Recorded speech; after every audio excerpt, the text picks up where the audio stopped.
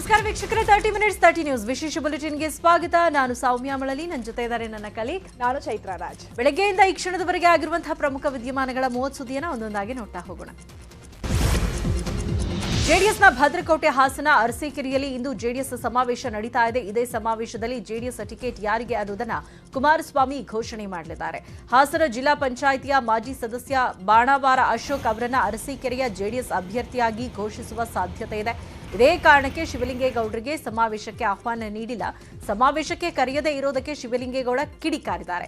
ಈ ನಡುವೆ ಕುಮಾರಸ್ವಾಮಿ ಮಾತಾಡಿದ್ದು, ಶಿವಲಿಂಗೇಗೌಡರಿಗೆ ಜೆಡಿಎಸ್ ಚಿಹ್ನೆ ಅಂದ್ರೆ ಅಲರ್ಜಿ. ಶಿವಲಿಂಗೇಗೌಡ ರೇವಣ್ಣ ಕಿವಿಗೆ ಹೂ ಮುಡಿಸಬಹುದು, ಆದ್ರೆ ನನಗೆ ಹೂ ಮುಡಿಸಲು ಆಗುತ್ತಾ ಅಂತ ಕಿಡಿಕಾರಿದ್ದಾರೆ.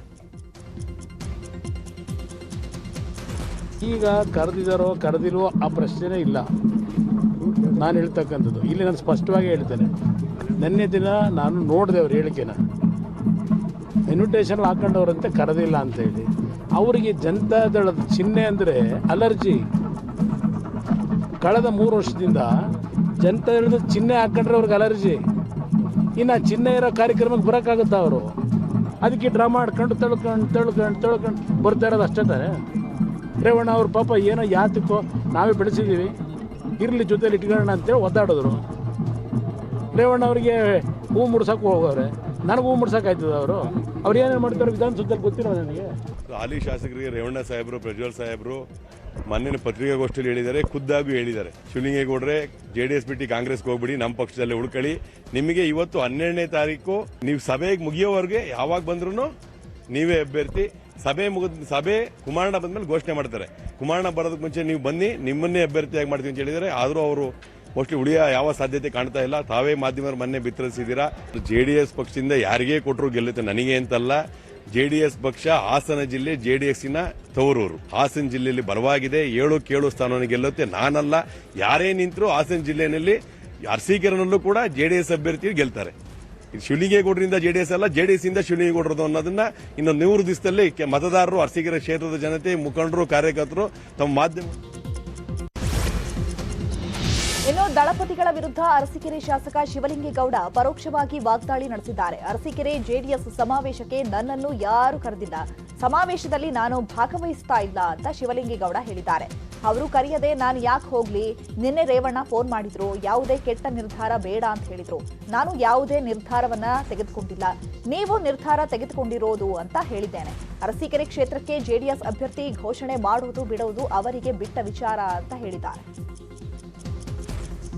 ನನಗೆ ಗೊತ್ತಿಲ್ಲ, ನನ್ನನ್ನು ಕರೆದಿಲ್ಲ, ಆ ಸಭೆಗೆ ನಮಗೆ ಆಹ್ವಾನ ಕೊಟ್ಟಿಲ್ಲ. ಅವರು ಅವ್ರದ್ದೇ ಆದಂಥ ಒಂದು ಗುಂಪನ್ನು ಬಿಟ್ಕೊಂಡು ಅವ್ರು ಮಾಡಿಸ್ತಾ ಇದ್ದಾರೆ, ನನ್ನನ್ನು ಕರೆದಿಲ್ಲ. ಈಗ ಸರಿ ಇಲ್ಲ ಅನ್ನೋದನ್ನು ಅವರೇ ತೀರ್ಮಾನ ಮಾಡ್ಕೊಳ್ಳಿ, ನಾನು ಅವ್ರ ವಿವೇಚನೆಗೆ ಬಿಡ್ತೀನಿ. ನನ್ನ ಹೊರಗೆ ಕಳಿಸ್ಬೇಕು ಪಕ್ಷದಿಂದ ಅನ್ನೋ ಸಿದ್ಧಾಂತ ಇರ್ಬೋದು. ಅದರಿಂದ ಅವರಿಗೆ ನಾನು ಗೌಪ್ಯವಾಗಿದ್ದರೆ ನಾನು ಗೌಪ್ಯವಾಗೇ ಇರ್ತೀನಿ. 12 ಗಂಟೆಲೂ ರೇವಣ್ಣರು ಫೋನ್ ಮಾಡಿದ್ರು, ಸುಮ್ಮನೆ ಯಾಕೆ ಇಲ್ಲದ್ದು ಹೇಳಬೇಕು. ಫೋನ್ ಮಾಡಿದ್ರು, ನೋಡಪ್ಪ ಕೆಟ್ಟ ನಿರ್ಧಾರ ತಗೋಬೇಡ ಹಂಗೆ ಹಿಂಗೆ ಅಂತ ಅಂದರು. ನಾನೇನು ನಿರ್ಧಾರನೇ ತಗೊಂಡಲ್ವಲ್ಲ, ನೀವು ನಿರ್ಧಾರ ತಗೊಂಡವ್ರು ಒಂದೇ. ನಾನು ಸಮಾವೇಶಕ್ಕೆ ಬಲ್ಲಿ ಅಂತ ಕರಿಬೇಕಲ್ವನ್ರಿ? ಪಾಂಪ್ಲೆಟ್ಸಲ್ಲಿ ಹೆಸರು ಹಾಕ್ಸೋಕ್ಕಾಗುತ್ತೆ, ಇದಕ್ಕೆ ಹೆಸರಲ್ಲಿ ಹಾಕ್ಸೋಕ್ಕಾಗುತ್ತೆ, ನಾವು ಅವ್ರನ್ನ ಮನವೊಲಿಸ್ತೀವಿ ಅಂತ ಹೇಳೋಕ್ಕಾಗುತ್ತೆ? ಬಂದು ಮಾತಾಡ್ಬೇಕಲ್ವಾ? ಇನ್ನು ರಾಯಚೂರಿನಲ್ಲಿ ಮಾತನಾಡಿರೋ ಮಾಜಿ ಸಿಎಂ ಸಿದ್ದರಾಮಯ್ಯ, ಜೆಡಿಎಸ್ ಶಾಸಕ ಶಿವಲಿಂಗೇಗೌಡರು 100ಕ್ಕೆ 100ರಷ್ಟು ಕಾಂಗ್ರೆಸ್ಗೆ ಬರ್ತಾರೆ ಅಂತ ಹೇಳಿದ್ದಾರೆ. ಶಿವಲಿಂಗೇಗೌಡ 100% ಬರ್ತಾರೆ, 100% ಬರ್ತಾರೆ. ಅನುಮಾನನ ಅಸೆಂಬ್ಲಿ ಆದ್ಮೇಲೆ ಯಾವನಾರು ಸೇರ್ತಾರೆ. ಶಿವಲಿಂಗೇಗೌಡ 100% ಬರ್ತಾರೆ, 100% ಬರ್ತಾರೆ. ಅನುಮಾನನ ಅಸೆಂಬ್ಲಿ ಆದ್ಮೇಲೆ ಯಾವನಾರು. ಜೆಡಿಎಸ್ ಭದ್ರಕೋಟೆ ಹಾಸನದಲ್ಲಿ ದಳಪತಿಗಳು ತಮ್ಮ ಶಕ್ತಿ ಪ್ರದರ್ಶನ ಮಾಡುತ್ತಿದ್ದಾರೆ. ಕಲಹ ಮರೆತು ಒಂದೇ ವೇದಿಕೆಯಲ್ಲಿ ದೇವೇಗೌಡರ ಕುಟುಂಬ ಕಾಣಿಸಿಕೊಂಡಿದೆ. ಹೊಳೆನರಸೀಪುರ ತಾಲೂಕಿನ ನಗರ್ತಿ ಗ್ರಾಮದಲ್ಲಿ ಈಶ್ವರ ಬೀರಲಿಂಗೇಶ್ವರ ದೇವಸ್ಥಾನದ ಉದ್ಘಾಟನೆ ವೇಳೆ ದೇವೇಗೌಡರ ಕುಟುಂಬ ಒಂದೇ ವೇದಿಕೆಯಲ್ಲಿ ಕಾಣಿಸಿಕೊಂಡಿದೆ. ಒಟ್ಟಿಗೆ ದೀಪ ಬೆಳಗಿ ಕಾರ್ಯಕ್ರಮ ಉದ್ಘಾಟಿಸಿದ್ದಾರೆ ದಳಪತಿಗಳು. ಇನ್ನು ಹಾಸನ ಟಿಕೆಟ್ ವಿಚಾರವಾಗಿ ವಾಕ್ಸಮರ್ವೆ ನಡೆದಿತ್ತು. ಸದ್ಯ ಹಾಸನ ಜೆಡಿಎಸ್ ಟಿಕೆಟ್ ಬಗ್ಗೆ ಗೊಂದಲ ಹಾಗೆ ಇದೆ. ಭಕ್ತಿ ಭಾವ ಮನದಿ ಮೋಡಿ ಮಾಡಿದೆ ಅನ್ನುವಂತಹ ಸಂದರ್ಭ. ಹಿಂದೆ ಇದ್ದಂಥ ವೋಟ್ ಕನ್ವರ್ಷನ್ ಆಗಲ್ಲ, ಬರೀ ಜನ ಸೇರ್ತಾರೆ ಅನ್ನೋದೇನಿತ್ತು, ಅದು ಈ ಬಾರಿ ಆ ಪರಿಸ್ಥಿತಿ ಇಲ್ಲ. ಅಭ್ಯರ್ಥಿಗಳನ್ನು ನೇಮಕ ಮಾಡಿ ಕಳೆದ 1 ವರ್ಷದಿಂದ ಅವರು ಜನರ ಸಂಪರ್ಕದಲ್ಲಿ ಸಮೀಪದಲ್ಲಿ ಓಡಾಡ್ತಾ ಇದ್ದಾರೆ. ಕುಮಾರಣ್ಣಂಗೆ ಓಟ್ ಹಾಕ್ತೀವಿ ಅಂತಾರೆ. ಯಾವ ಪಕ್ಷ ಯಾವುದು ಅಂದ್ರೆ ಗೊತ್ತಿಲ್ಲ, ಸಿಂಬಲ್ ಯಾವುದು ಅಂದ್ರೆ ಗೊತ್ತಿಲ್ಲ. ಯಾರು ಓಟ್ ಹಾಕ್ತೀಯಪ್ಪ ಅಂದ್ರೆ ಕುಮಾರಣ್ಣಂಗೆ ಓಟು ಅಂತಾರೆ. ಅದಕ್ಕೋಸ್ಕರಲೇ ಈ ಬಾರಿ ಪ್ರತಿ ಮನೆಗೆ ನಮ್ಮ ಪಕ್ಷದ ಚಿಹ್ನೆ, ಪಕ್ಷದ ಗುರುತನ್ನು ಹೇಳ್ತಕ್ಕಂಥದ್ದಕ್ಕೆ ಮನೆಗೆ ಪಂಚರತ್ನ. ಕಾಂಗ್ರೆಸ್ ಮೊದಲ ಪಟ್ಟಿಯಲ್ಲಿ 137 ಟಿಕೆಟ್ ಫೈನಲ್ ಮಾಡಲು ಭಾರೀ ಕಸರತ್ತು ಶುರು ಮಾಡಿದೆ. ಎಐಸಿಸಿ ಪ್ರಧಾನ ಕಾರ್ಯದರ್ಶಿ ಮೋಹನ್ ಪ್ರಕಾಶ್ ನೇತೃತ್ವದ ಸ್ಕ್ರೀನಿಂಗ್ ಕಮಿಟಿ ಇಂದು ಮೊದಲ ಸಭೆ ನಡೆಸಿದೆ. ಸ್ಕ್ರೀನಿಂಗ್ ಕಮಿಟಿ ಅಧ್ಯಕ್ಷರ ಸಭೆಯಲ್ಲಿ ಕೆಪಿಸಿಸಿ ಕಾರ್ಯಾಧ್ಯಕ್ಷ ಅಭಿಪ್ರಾಯಗಳನ್ನು ಕೇಳಲಾಗಿದೆ. ಕಾರ್ಯಾಧ್ಯಕ್ಷರಿಂದ ಪ್ರತಿ ಅಭ್ಯರ್ಥಿಗಳ ಮಾಹಿತಿಗಳನ್ನು ಪಡೆಯಲಾಗಿದೆ. ಸಭೆ ಬಗ್ಗೆ ಮಾತನಾಡಿದ ಕೆಪಿಸಿಸಿ ಕಾರ್ಯಾಧ್ಯಕ್ಷ ಸಲೀಂ ಅಹಮದ್, ಮೊದಲು ಕಾರ್ಯಾಧ್ಯಕ್ಷರ ಸಭೆ ಇದೆ, ಸಂಜೆ ಹಿರಿಯ ನಾಯಕರ ಸಭೆ ನಡೆಸ್ತಾರೆ, ನಾಳೆ ಸಿದ್ದರಾಮಯ್ಯ ಡಿಕೆ ಶಿವಕುಮಾರ್ ಜೊತೆ ಸಭೆ ಮಾಡ್ತಾರೆ ಅಂತ ಹೇಳಿದ್ದಾರೆ. Screening committee chairman Mohan Prakash ಅವರು, ಎಂಪಿಗಳಾದ ಜಾವೀದ್ ಡಾಂಗಿ ಅವರು ಈಗಾಗಲೇ ಮೀಟಿಂಗ್ ಇವತ್ತು ತಗೊಂಡಿದ್ದಾರೆ. ನಮ್ಮ ಭಾಗದ ವಿಚಾರಗಳನ್ನು ಹಾಗೂ ಆ ಜಿಲ್ಲೆಯ ಅಭ್ಯರ್ಥಿಗಳ ಬಗ್ಗೆ ನಮ್ಮ ರಿಪೋರ್ಟ್ನ ಕೊಡ್ತಾ ಇದ್ದೀವಿ. ನಂತರ ಎಐಸಿಸಿ ಸೆಕ್ರೆಟರಿಗಳು ಇವತ್ತು ಭೇಟಿ ಮಾಡ್ತಾರೆ. ನಾಳೆ ಸಾಯಂಕಾಲ ಕೆಪಿಸಿ ಅಧ್ಯಕ್ಷ ಶಿವಕುಮಾರ್ ಅವರು, ಸನ್ಮಾನ್ಯ ಸಿದ್ದರಾಮಯ್ಯ ಅವರು ಅವ್ರನ್ನ ಕೂಡ ಭೇಟಿ ಮಾಡಿ, ನಂತರ ನಾಳೆ ಶಾಸಕರನ್ನ ಕೂಡ ಭೇಟಿ ಮಾಡ್ತಾರೆ. ಅದ್ರ ಮೂಲಕ ಇವತ್ತು ಏನೋ ಪ್ರಕ್ರಿಯೆ ಶುರುವಾಗಿದೆ. ನಿನ್ನೆ ದಕ್ಷಿಣ ಕನ್ನಡ ಜಿಲ್ಲೆಗೆ ಭೇಟಿ ನೀಡಿದ ಅಮಿತ್ ಶಾ ಕರಾವಳಿ ಹಾಗೂ ಮಲೆನಾಡಿನ 6 ಜಿಲ್ಲೆಗಳಲ್ಲಿ ಬಿಜೆಪಿ ಗೆಲ್ಲಿಸುವುದಕ್ಕೆ ಟಾಸ್ಕ್ ನೀಡಿದ್ದಾರೆ. ನಿನ್ನೆ ಮಂಗಳೂರಿನಲ್ಲಿ ಶಾಸಕರು ಪದಾಧಿಕಾರಿಗಳ ಜೊತೆ ಸಭೆ ಮಾಡಿದ್ರು. ಈ ವೇಳೆ ಕರಾವಳಿ ಮಲೆನಾಡು ಭಾಗ ಹಿಂದುತ್ವದ ಭದ್ರಕೋಟೆ, ಸಣ್ಣ ಭಿನ್ನಾಭಿಪ್ರಾಯ ಬದಿಗಿಟ್ಟು ಚುನಾವಣೆಗೆ ಕೆಲಸ ಮಾಡಿ 33 ಸೀಟ್ ಗೆಲ್ಲಲೇಬೇಕು ಅಂತ ನಾಯಕರಿಗೆ ಅಮಿತ್ ಶಾ ಪಾಠ ಮಾಡಿದ್ದಾರೆ. ಮಾಜಿ ಸಿಎಂ ಜಗದೀಶ್ ಶೆಟ್ಟರಿಗೆ ಈ ಬಾರಿ ಟಿಕೆಟ್ ಸಿಗಲ್ವಾ ಅನ್ನೋ ಪ್ರಶ್ನೆ ಎದ್ದಿದೆ. ಯಾಕಂದ್ರೆ ಕೇಂದ್ರ ಸಚಿವ ಪ್ರಹ್ಲಾದ್ ಜೋಶಿ ಆಡಿರೋ ಮಾತುಗಳೇ ಚರ್ಚೆಗೆ ಎಡೆ ಮಾಡಿಕೊಟ್ಟಿದೆ. ಜಗದೀಶ್ ಶೆಟ್ಟರ್ ಎಲ್ಲಾ ಹುದ್ದೆಗಳನ್ನು ಅಲಂಕರಿಸಿದ್ದಾರೆ, ರಾಜ್ಯಪಾಲರೊಂದೇ ಆಗೋದು ಬಾಕಿ ಇದೆ ಅಂತ ಹೇಳಿದ್ದಾರೆ. ಸದ್ಯ ಜೋಶಿ ಮಾತಿಗೆ ಖುದ್ದು ಶೆಟ್ಟರ್ ರಿಯಾಕ್ಟ್ ಮಾಡಿದ್ದಾರೆ. ಯಾವುದೇ ಕಾರಣಕ್ಕೂ ನಾನು ರಾಜ್ಯಪಾಲ ಹುದ್ದೆಯನ್ನ ಒಪ್ಪೋದಿಲ್ಲ, ನಾನೇ ಹುಬ್ಬಳ್ಳಿ ಸೆಂಟ್ರಲ್ ಕ್ಷೇತ್ರದ ಅಭ್ಯರ್ಥಿ, ಜಗದೀಶ್ ಶೆಟ್ಟರ್ ಹೇಳಿಕೆಯನ್ನು ಕೊಟ್ಟಿದ್ದಾರೆ. ಇಲ್ಲ, ಸಹಜವಾಗಿ ಮಾತಾಡುವಂಥದ್ದು. ಇವಾಗ ಜಗದೀಶ್ ಶೆಟ್ಟರಿಗೆ ಪಕ್ಷದೊಳಗೆ ಎಲ್ಲ ರೀತಿಯ ಅವಕಾಶಗಳು ಸಿಕ್ಕಿದಾವೆ ಅನ್ನುವಂಥ ಮಾತನ್ನು ಅವರು ಅದು ರೆಫರ್ ಆಗಿ ಹೇಳಿದರು. ಇಲ್ಲ, ಅದಕ್ಕೆ ವಿಶೇಷ ಅರ್ಥ ಕಲ್ಪನೆ ಮಾಡುವಂಥದ್ದು ಅವಶ್ಯಕತೆ ಇಲ್ಲ. ಇಲ್ಲ, ಅಂಥವೇನೂ ಇಲ್ಲ. ಅದಕ್ಕೆ ಅಪಾರ್ಥ ಕಲ್ಪನೆ ಮಾಡುವಂಥದ್ದು ಅವಶ್ಯಕತೆ ಇಲ್ಲ. ನಾನು ಹಿಂದಿನ ಹಲವಾರು ಬಾರಿ ಹೇಳಿದ್ದೀನಿ, ರಾಜ್ಯಪಾಲರ ಆಗುವಂಥ ಇಚ್ಛೆ ನನಗಿಲ್ಲ. ಆಗುವ ಅವಕಾಶ ಬಂದರೂ ನಾನು ಅದಕ್ಕೆ ಪ್ರಿಫರ್ ಮಾಡೋದಿಲ್ಲ. ನಾನು ಸಾರ್ವಜನಿಕ ರಂಗದಲ್ಲಿದ್ದಾಗ, ಹಿಂದೆ ನಾನು ಸ್ಪೀಕರ್ ಸ್ಥಾನ ಬಂದಾಗ ನಾನು ಒಲ್ಲೆ ಅಂತ ಹೇಳಿದೆ ಸ್ಪಷ್ಟವಾಗಿ ನಮ್ಮ ಪಾರ್ಟಿ ಹೈಕಮಾಂಡ್ದವರಿಗೆ, ದಯವಿಟ್ಟು ಇದನ್ನು ಮಾಡಬೇಡ್ರಿ. ನಾನು ಒಂದು ರಾಜಕಾರಣ ಮಾಡ್ಕೊಂಡು ಸಾರ್ವಜನಿಕ ರಂಗದಲ್ಲಿ ಇದ್ದಂದು, ವಕೀಲಿಕೆ ಮಾಡುವಾಗ ಸಾರ್ವಜನಿಕ ರಂಗದಲ್ಲಿದ್ದೆ, ಮತ್ತು MLA ಇದ್ದಾಗೂ, ಮಂತ್ರಿ ಇದ್ದಾಗ, ಮುಖ್ಯಮಂತ್ರಿ ಇದ್ದಾಗೂ ಸಾರ್ವಜನಿಕ ರಂಗದಲ್ಲೇ ಇದ್ದೇನೆ. ಜನರ ಜೊತೆ ಸಮ್ಮಿಳಿತವಾಗಿ ಕೆಲಸ ಮಾಡುವಂಥ ವ್ಯಕ್ತಿ ನಾನು. ಹೀಗೆ ರಾಜ್ಯ ಬಿಜೆಪಿಗೆ ಹಳೆ ಮೈಸೂರು ಭಾಗ ಭಾರಿ ತಲೆನೋವಾಗಿದೆ. ಮಂಡ್ಯ ಬೆನ್ನಲ್ಲೇ ಮೈಸೂರಿನ ಭಾಗದಲ್ಲೂ ಬಿಜೆಪಿ ನಾಯಕತ್ವ ಕೊರತೆ ಎದ್ದು ಕಾಣ್ತಾ ಇದೆ. ಮೈಸೂರು ಭಾಗದಲ್ಲಿ ಚುನಾವಣೆಯಲ್ಲಿ ಬಿಜೆಪಿಗೆ ಹಿನ್ನಡೆ ಭಯ ಕಾಡ್ತಾ ಇದೆ. ಹೀಗಾಗಿ ಕಾರ್ಯಕರ್ತರಿಗೆ ಉತ್ಸಾಹ ತುಂಬಲು ಬಿಜೆಪಿ ನಾಯಕರು ಸರ್ಕಸ್ ಮಾಡ್ತಿದ್ದಾರೆ. ಮಾರ್ಚ್ ಮೊದಲ ವಾರದಲ್ಲಿ ಹಳೆ ಮೈಸೂರು ಭಾಗಕ್ಕೆ ಪ್ರಧಾನಿ ಮೋದಿಯನ್ನ ಕರೆತರಲು ನಾಯಕರು ಪ್ಲಾನ್ ಮಾಡ್ತಿದ್ದಾರೆ. ಬೆಂಗಳೂರು ಮೈಸೂರು ಚತುಷ್ಪಥ ರಸ್ತೆ ಉದ್ಘಾಟನೆಗೆ ಮೋದಿ ಬರ್ತಿದ್ದಾರೆ. ಮೋದಿ ಬಂದಾಗ ಮಂಡ್ಯದಲ್ಲೇ ಬೃಹತ್ ಸಮಾವೇಶಕ್ಕೆ ಬಿಜೆಪಿ ಸಿದ್ಧತೆ ನಡೆಸಿದೆ.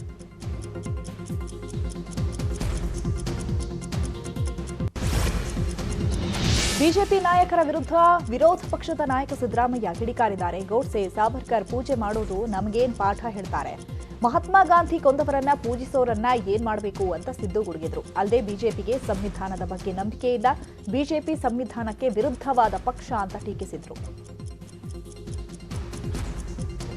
ಗೋಡ್ಸೆ ಪೂಜೆ ಮಾಡೋರು ನಮ್ಗೇನ್ ಪಾಠ ಹೇಳ್ಕೊಡ್ತಾರಪ್ಪ, ಸಾವರ್ಕರ್ ಪೂಜೆ ಮಾಡೋರು ನಮ್ಗೇನು ಹೇಳ್ಕೊಡ್ತಾರೆ? ಮಹಾತ್ಮ ಗಾಂಧಿ ಕೊಂದು ಹಾಕಿದವ್ರನ್ನ ಪೂಜಿಸೋರ್ನ ಏನು ಮಾಡಬೇಕು? ಸಾವರ್ಕರು ಬ್ರಿಟಿಷ್ನವ್ರ ಸರ್ಕಾರದಲ್ಲಿ ಪೆನ್ಷನ್ ತಗದಿದ್ದವ್ರು ಅದನ್ನ ಪೂಜಿಸ್ತಾರೆ. ಅವ್ರ ಬಗ್ಗೆ ನಾವು ಮಾತಾಡೋಕ್ಕಾಗತ್ತಾ? ಕಿತ್ತೂರು ರಾಣಿ ಚೆನ್ನಮ್ಮಗೆ ಯಾವತ್ತು ಗೌರವ ಕೊಟ್ಟಿದ್ದಾರೆ ಅವರು? ಕಿತ್ತೂರು ರಾಣಿ ಚೆನ್ನಮ್ಮ ಹೊಸ ಪಕ್ಷದಿಂದ ಹೊಸ ಅಲೆ ಸೃಷ್ಟಿಗೆ ಜನಾರ್ದನ್ ರೆಡ್ಡಿ ಹಾಗೂ ಪತ್ನಿಯ ಮೆಗಾ ಪ್ಲಾನ್ ನಡೀತಾ ಇದೆ. ಈ ಕುರಿತು ನ್ಯೂಸ್ 18 ಜೊತೆ ರೆಡ್ಡಿ ಪತ್ನಿ ಅರುಣಾ ಲಕ್ಷ್ಮಿ ಮಾತಾಡಿದ್ದಾರೆ. ಮಹಿಳೆಯರ ಸಮಾನತೆ ಮೀಸಲಾತಿಗಾಗಿ ನಾವು ಹೋರಾಡ್ತೇವೆ, ಅಭಿವೃದ್ಧಿ ವಿಚಾರ ಮುಂದಿಟ್ಟು ಚುನಾವಣೆ ಎದುರಿಸ್ತೇವೆ ಅಂತ ಹೇಳಿದರು.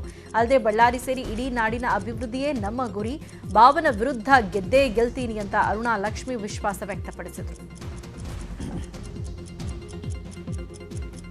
ಎದುರಾಳಿ ಪಕ್ಷ ಯಾವುದು, ಎದುರಾಳಿಗಳು ಯಾರು ಅಂತ ನಮ್ಮ ಗುರಿ ಇಲ್ಲ. ನಮ್ಮ ಗುರಿ ಒಂದೇ, ನಾವು ನಾಡಿನ ಅಭಿವೃದ್ಧಿಗಾಗಿ, ನಮ್ಮ ಬಳ್ಳಾರಿಯ ನಗರ ಅಭಿವೃದ್ಧಿಗಾಗಿ ಅಷ್ಟು ಮಾತ್ರ ನಾವು ಯೋಚನೆ ಮಾಡ್ತಾ ಇದ್ದೀವಿ. ತಾವು ನಿಲ್ಲಬೇಕು ಅಂತ ನಾನೇನು ಜನಾರ್ದನ್ ರೆಡ್ಡಿ ಅವರು ಕೇಳಿದ್ದಾಗ ನನಗೆ ಭಯ ಅನಿಸ್ತು, ಗಾಬರಿ ಆಯಿತು. ಆದರೆ ಇವಾಗ ಜನಗಳ ಮಧ್ಯೆ ಬರ್ತಾ ಇದ್ದೀನಲ್ಲ, ನನಗೇನು ಅಷ್ಟು ತೊಂದರೆ ಅನಿಸ್ತಾ ಇಲ್ಲ, ನಾನು ಒಬ್ಬಂಟಿ ಅಂತ ಅನಿಸ್ತಾ ಇಲ್ಲ. ನಾನು 30 ವರ್ಷಗಳಿಂದ ಹೊರಗಡೆ ಅಷ್ಟು ಬಂದಿಲ್ಲ. ನಾನು ಜನಗಳ ಹತ್ರ ಹೋದರೆ ಅವರು ಏನು ಕಷ್ಟಗಳಿದ್ದಾವೆ. ಗಣಿನಾಡು ಬಳ್ಳಾರಿಯಲ್ಲಿ ಎಲೆಕ್ಷನ್ ಫೈಟ್ ಜೋರಾಗಿದೆ. ಬಳ್ಳಾರಿಯ ಶ್ರೀರಾಂಪುರ ಕಾಲೋನಿಯಲ್ಲಿ ಶಾಲೆ ನಿರ್ಮಾಣಕ್ಕೆ ಸಚಿವ ಬಿ ಶ್ರೀರಾಮುಲು ಮುಂದಾಗಿದ್ದಾರೆ. ಆದರೆ ಇದಕ್ಕೆ ಮಾಜಿ ಸಚಿವ ದಿವಾಕರ್ ಬಾಬು ವಿರೋಧ ವ್ಯಕ್ತಪಡಿಸಿದ್ದಾರೆ. 5 ಎಕರೆಯಲ್ಲಿರೋ ಶಾಲಾ ಮೈದಾನದಲ್ಲೇ ಮಾದರಿ ಶಾಲೆ ನಿರ್ಮಾಣಕ್ಕೆ ಚಿಂತನೆ ನಡೆದಿದೆ. ಹೊಸ ಕಟ್ಟಡ ಯಾಕೆ, ದುರಸ್ತಿ ಸಾಕಲ್ವೇ ಅಂತ ದಿವಾಕರ್ ಬಾಬು ಪ್ರಶ್ನಿಸಿದ್ದಾರೆ. ಅಲ್ಲದೆ ಕಾಮಗಾರಿಗೆ ಬಂದ ಜೆಸಿಬಿಯನ್ನ ಬಾಬು ವಾಪಸ್ ಕಳುಹಿಸಿದ್ದಾರೆ. ಹೀಗಾಗಿ ಬಳ್ಳಾರಿಯಲ್ಲಿ ದಿವಾಕರ್ ಬಾಬು ವರ್ಸಸ್ ಶ್ರೀರಾಮುಲು ಫೈಟ್ ತಾರಕಕ್ಕೇರಿದೆ. ದಾಸರಹಳ್ಳಿ ವಿಧಾನಸಭಾ ಕ್ಷೇತ್ರದಲ್ಲಿ ಹಕ್ಕುಪತ್ರಕ್ಕಾಗಿ ಹೈಡ್ರಾಮಾ ನಡೆದಿದೆ. ದಾಸರಹಳ್ಳಿ ಶಾಸಕ ಮಂಜುನಾಥ್ ವಿರುದ್ಧ ಕಾಂಗ್ರೆಸ್ ಪ್ರತಿಭಟನೆ ನಡೆಸಿದೆ. ಕಾಂಗ್ರೆಸ್ ಟಿಕೆಟ್ ಆಕಾಂಕ್ಷಿಯಾಗಿರೋ ಧನಂಜಯ್ ನೇತೃತ್ವದಲ್ಲಿ ಪ್ರತಿಭಟನೆ ನಡೆದಿದ್ದು, ಪ್ರತಿಭಟನಾಕಾರರ ಮೇಲೆ ಪೊಲೀಸರು ಲಾಠಿ ಬೀಸಿದ್ದಾರೆ. ಕೆಲ ಕಾರ್ಯಕರ್ತರನ್ನ ಪೊಲೀಸರು ವಶಕ್ಕೆ ಪಡೆದಿದ್ದಾರೆ. ಇನ್ನು ಧನಂಜಯ್ ಮಾತನಾಡಿ ವಿವಿಧ ಕಾಮಗಾರಿಯಲ್ಲಿ 900 ಕೋಟಿ ಭ್ರಷ್ಟಾಚಾರ ಆರೋಪ ಮಾಡಿದ್ದಾರೆ. ದಾಸರಹಳ್ಳಿ ಕಸದ ಹಳ್ಳಿಯಾಗಿದೆ, ಸರ್ಕಾರದಿಂದ ಅನುದಾನವಷ್ಟೇ ಹಣ ಬಿಡುಗಡೆಯಾಗಿದ್ರೂ ಅಭಿವೃದ್ಧಿ ಕೆಲಸ ಆಗಿಲ್ಲ ಅಂತ ವಾಗ್ದಾಳಿ ಮಾಡಿದ್ದಾರೆ. ಈ ಬಗ್ಗೆ ನಾಳೆ ಲೋಕಾಯುಕ್ತಕ್ಕೆ ದೂರು ಕೊಡ್ತೀವಿ ಅಂತ ಹೇಳಿದ್ರು. ಆದರೆ ಯಾವುದೇ ಭ್ರಷ್ಟಾಚಾರ ಮಾಡಿಲ್ಲ ಅಂತ ಶಾಸಕರು ಹೇಳಿದ್ದಾರೆ.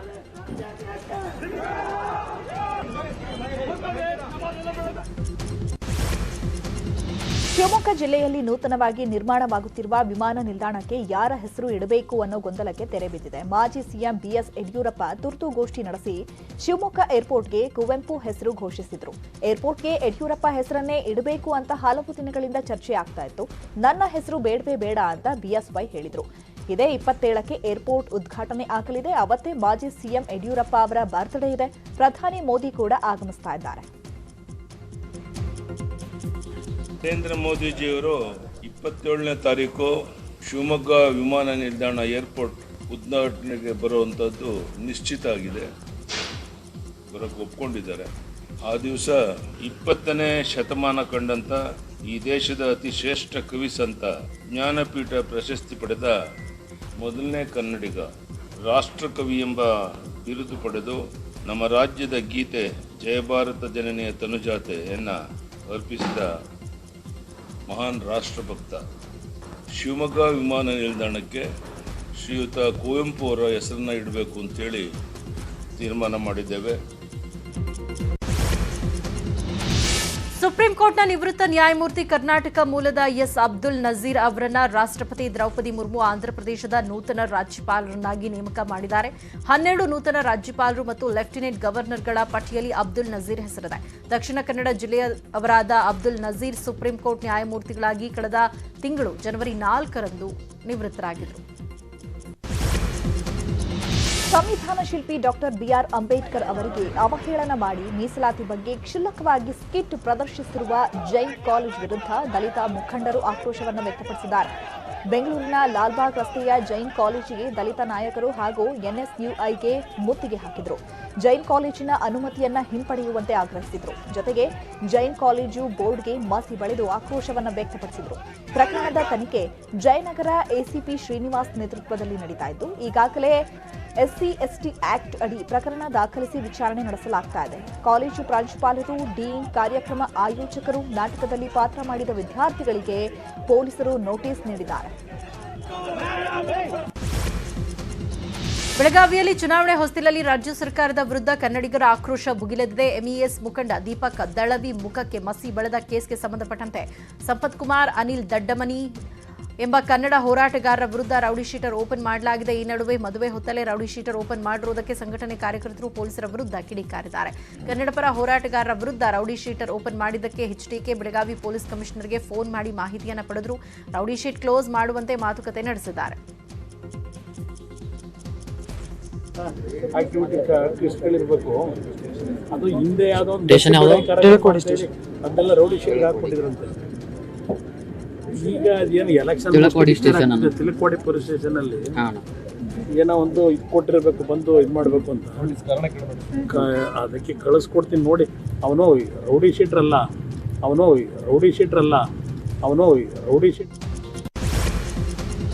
ಬೆಂಗಳೂರಿನಲ್ಲಿ ಶಂಕಿತ ಉಗ್ರ ಆರಿಫ್ನನ್ನ ಎನ್ಐಎ ಟೀಮ್ ಬಂಧಿಸಿದೆ. ಆರಿಫ್ನನ್ನ ಬಂಧಿಸಿದ್ದೇ ರೋಚಕ. ಶಂಕಿತ ಉಗ್ರ ಆರಿಫ್ ಮೇಲೆ ಐಬಿ ಟೀಮ್ 2 ವರ್ಷದಿಂದ ನಿಗಾ ವಹಿಸಿತ್ತು. ಸೋಷಿಯಲ್ ಮೀಡಿಯಾದಲ್ಲಿ ಆರಿಫ್ ಹೆಚ್ಚು ಸಕ್ರಿಯನಾಗಿದ್ದ. ಅಫ್ಘಾನಿಸ್ತಾನದ ಮೇಲೆ ತಾಲಿಬಾನ್ ದಾಳಿಯ ವಿಡಿಯೋವನ್ನ ಆರಿಫ್ ಶೇರ್ ಮಾಡ್ತಾ ಇದ್ದ.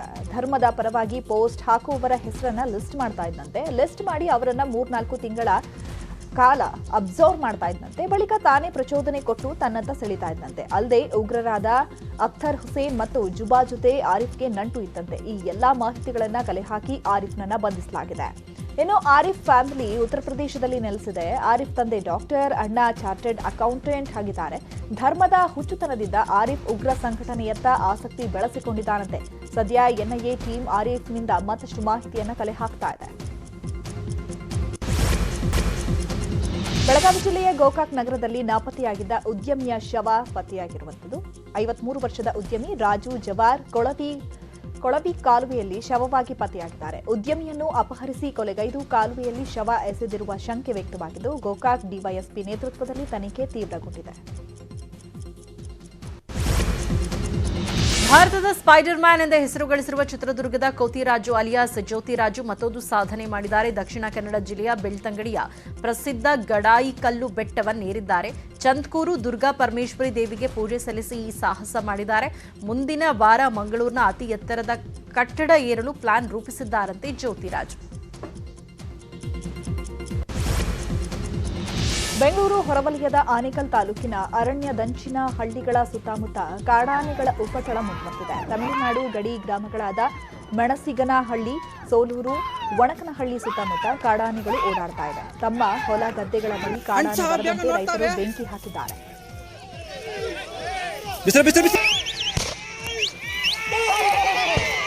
ತಮಿಳುನಾಡು ಗಡಿಯಲ್ಲಿ ಬೃಹತ್ ಗಜಪಡೆ ಬೀಡು ಬಿಟ್ಟಿದೆ. ಸುಮಾರು 80ಕ್ಕೂ ಅಧಿಕ ಕಾಡಾನೆಗಳು ಹೊಸೂರು ಸಮೀಪದ ಡೆಂಕಣಿ ಕೋಟೆಯಲ್ಲಿ ಬೀಡು ಬಿಟ್ಟಿದೆ.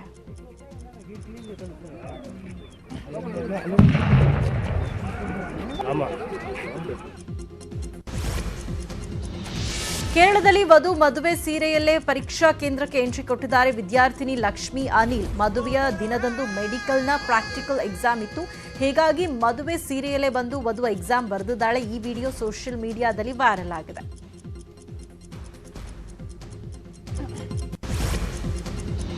ಭಾರತ್ ಮ್ಯಾಟ್ರಿಮೋನಿ ಸಂಗಾತಿಗಳ ಹುಡುಕಾಟಕ್ಕಾಗಿ ಈ ಬಾರಿಯ ವ್ಯಾಲೆಂಟೈನ್ಸ್ ಡೇಗೆ ವಿಶೇಷ ಮುತುವರ್ಜಿ ವಹಿಸಿದೆ. ಸೆಲೆಬ್ರಿಟಿಗಳ ಮೂಲಕ ಭಾರತ್ ಮ್ಯಾಟ್ರಿಮೋನಿಯನ್ನ ಇನ್ನಷ್ಟು ಪ್ರಚಾರ ಮಾಡಲಾಗಿದೆ. ಭಾರತ್ ಮ್ಯಾಟ್ರಿಮೋನಿ ಮೂಲಕ ಮದುವೆಯಾದ ಸಂಗಾತಿಗಳನ್ನ ಸಂದರ್ಶನ ಮಾಡಲಾಗಿದೆ. ಭಾರತ್ ಮ್ಯಾಟ್ರಿಮೋನಿ ಮೂಲಕ ಮದುವೆಯಾದ ಬಗ್ಗೆ ಸಂಗಾತಿಗಳು ಖುಷಿ ಹಂಚಿಕೊಂಡಿದ್ದಾರೆ. ಭಾರತ್ ಮ್ಯಾಟ್ರಿಮೋನಿ ಮೂಲಕ ತಮಗೆ ಬೇಗ ಮದುವೆ ಆಯ್ತೆಂದು ಸಂಗಾತಿಗಳು ಸಂತಸವನ್ನ ಹಂಚಿಕೊಂಡಿದ್ದಾರೆ. ಫೆಬ್ರವರಿ 18ರಿಂದ ಸೆಲೆಬ್ರಿಟಿ ಕ್ರಿಕೆಟ್ ಲೀಗ್ ಸಿಸಿಎಲ್ ಆರಂಭವಾಗಲಿದೆ. ಈ ವರ್ಷದ ಪಂದ್ಯಾವಳಿಯಲ್ಲಿ ಒಟ್ಟು 8 ತಂಡಗಳು ಭಾಗವಹಿಸಲಿವೆ. ಒಟ್ಟು 16 ಪಂದ್ಯಗಳನ್ನು ಆಡಲಾಗುತ್ತೆ. ಟೂರ್ನಿಯ ಅಂತಿಮ ಪಂದ್ಯ ಮಾರ್ಚ್ 19ರಂದು ಹೈದರಾಬಾದ್ನಲ್ಲಿ ನಡೆಯಲಿದೆ ಅಂತ ಕರ್ನಾಟಕ ಬುಲ್ಡೋಸರ್ಸ್ ತಂಡದ ನಾಯಕ ಕಿಚ್ಚ ಸುದೀಪ್ ಮಾಹಿತಿ ನೀಡಿದರು. ಸ್ಟಾರ್ಟ್ ಆಗ್ತಾ ಇದೆ 18ನೇ ತಾರೀಕು. ಈ 18ರಿಂದ ಸಿಸಿಎಲ್ ಸ್ಟಾರ್ಟ್ ಆಗ್ತಾ ಇದೆ. ಮೊದಲನೇ ಮ್ಯಾಚ್ ಕರ್ನಾಟಕ ಬುಲ್ಡೋಸರ್ಸ್ ಹಾಗೂ ಬೆಂಗಾಲ್ ರಾಯ್ಪುರಲ್ಲಿ ಆಡ್ತಾ ಇದೀವಿ. ಆ ವಿಚಾರ ಯಾಕೆ ತೆಗಿತಾ ಇದ್ದೀನಿ ಅಂದ್ರೆ ಬಹಳ ಖುಷಿ ನನಗೆ. ವಾಪಸ್ಸು ನಾನು ಅದು ಬೇರೆ ಕಡೆ ಇದ್ದಿದ್ದನ್ನ ಹಠ ಮಾಡಿ ಚೆನ್ನೈ ಮತ್ತು ಬ್ಯಾಂಗ್ಳೂರ್ ಮ್ಯಾಚ್ ಅನ್ನ ಬೆಂಗಳೂರಿನಲ್ಲಿ ಹಾಕ್ಸ್ಕೊಂಡಿದ್ದೀನಿ ನಾನು. That is on 4th of February, which is very very important. March 4th ಅಂದು ಚೆನ್ನೈ ಹಾಗೂ ಬಿಕಾಸ್ ನನ್ನ ಪ್ರಕಾರ ಅದ್ಭುತವಾದಂತ ಒಂದು ಗೇಮ್ ಅದು. ಯಾವಾಗಲೂ ನಾವು ಚೆನ್ನೈ ಆಡಿದಾಗ ಕರ್ನಾಟಕ ಬುಲ್ಡೋಸರ್ಸ್ ಹಾಗೂ ಚೆನ್ನೈ ರೀನೋಸ್ ಅಂತ ನಾವು. ಈಗ ಫಿನೋಲೆಕ್ಸ್ ಅರ್ಪಿಸುವ ವೆದರ್ ರಿಪೋರ್ಟ್ ನೋಡೋಣ.